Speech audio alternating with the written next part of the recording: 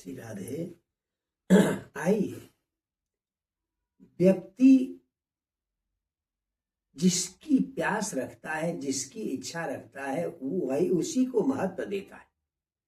यह राजा रहुगण ज्ञान के पिपासु थे, ज्ञान अर्जन के लिए गए थे, इसलिए रहुगण राजा जड़ भरत की कठोर बात को, फटकार को सुनकर भी बड़े प्रसन्न होकर कहते हैं, ज्वरा मयार्तस्य यथा गदम सत निदागदग्धस्य यथा इमाम्ब उदेहमाना हि विदष्टतिष्ठे ब्रह्मन् वचस्ते मृतम औषधम में।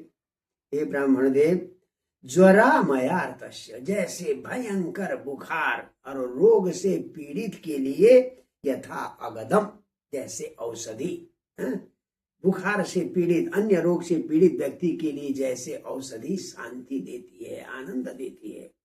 और निदाग दग्धस्य यथा निबम, एकदम जिसको लू लगी हो, गर्मी लगी हो, भयंकर गर्मी, मुंह सूख रहा हो, उस समय ठंडा पानी मिल जाए तो उसे बड़ा चैन मिलता है। ठीक उसी प्रकार से कुदेह माना ही विदष्ट दृष्टि, मेरी दृष्टि को कुदेह माना, इस कुत्सित शरीर का अभिमान हो गया था कि मैं राजा हूं। तो कुदेह मान विदष्ट दृष्टि, मेरी दृष्टि को मानो अभिमान रूपी सर्प ने डस लिया था कि मैं राजा हूं, मैं कुछ भी कर सकता हूं, किसी को दंड दे सकता हूं, मैं पालक हूं। इस प्रकार का इस कुदेह, तुच्छ देह के अभिमान रूपी सर्प ने मेरी दृष्टि को क्या कर रखा था, डस रखा था। मैं सही वस्तु समझ नहीं पा रहा था। तो आपकी वाणी मुझे ऐसी लगती है जैसे अमृतम औषधम, अमृत की तरह लगती है, औषधि की तरह लगती है। कैसे? जैसे बीमार को औषधि अमृत की तरह लगती है, जैसे प्यासे को पानी अमृत की तरह लगती है, तो वैसे ही देह अभिमान से मेरी दृष्टि धूमिल हो गई थी। तो आपके कठोर वचन भी मुझे अमृत जैसे लगते हैं, औषधि जैसे लगते हैं।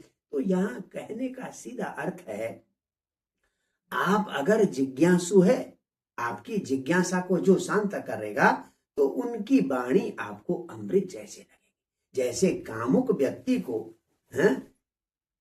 स्त्री नारी की चर्चा अमृत जैसे लगती है, ठीक उसी प्रकार से ज्ञानी व्यक्ति को ज्ञान चर्चा अमृत जैसी लगती है।